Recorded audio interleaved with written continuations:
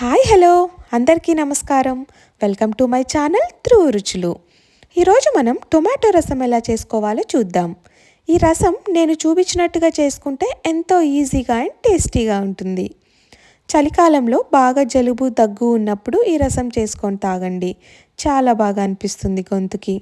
డైరెక్ట్గా గ్లాస్లో పోసేసుకొని తాగుతారు, అంత టేస్టీగా ఉంటుంది ఈ రసం.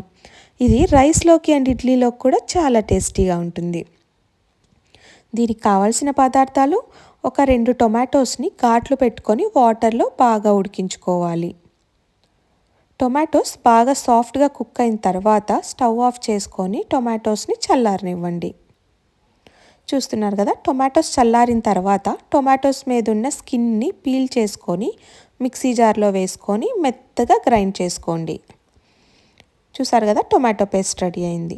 ఇప్పుడు ఒక పెద్ద నిమ్మకాయ సైజ్ అంతా చింతపండుని వాటర్లో క్లీన్ చేసుకొని నానబెట్టుకొని జ్యూస్ తీసి పక్కన ఉంచుకోండి.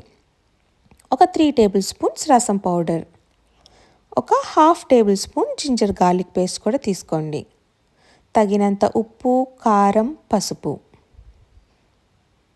తాలింపు గింజలు: ఆవాలు, జీలకర్ర, శనగపప్పు, మినగపప్పు, ఒక ఎండుమిరపకాయ, కరివేపాకు, ఒక చిన్న కట్ట కొత్తిమీరని సన్నగా కట్ చేసుకొని పక్కన ఉంచుకోండి.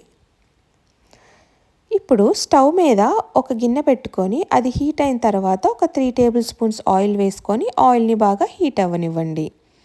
చూస్తున్నారు కదా, ఆయిల్ బాగా హీట్ అయింది. అందులోకి మనం తాలింపు గింజలు వేసుకొని ఒకసారి ఫ్రై చేసుకుందాం. అందులోనే పసుపు కూడా వేసుకొని ఒకసారి బాగా కలుపుకోండి. తాలింపు గింజలు కొంచెం ఫ్రై అయిన తర్వాత అందులోకి మనం అల్లం వెల్లుల్లిపాయ పేస్ట్ కూడా వేసుకొని పచ్చి వాసన పోయేంత వరకు ఫ్రై చేసుకోండి. అది ఫ్రై అయిన తర్వాత అందులోకి మనం చింతపండు రసం కూడా వేసుకొని ఒకసారి బాగా కలుపుకోండి.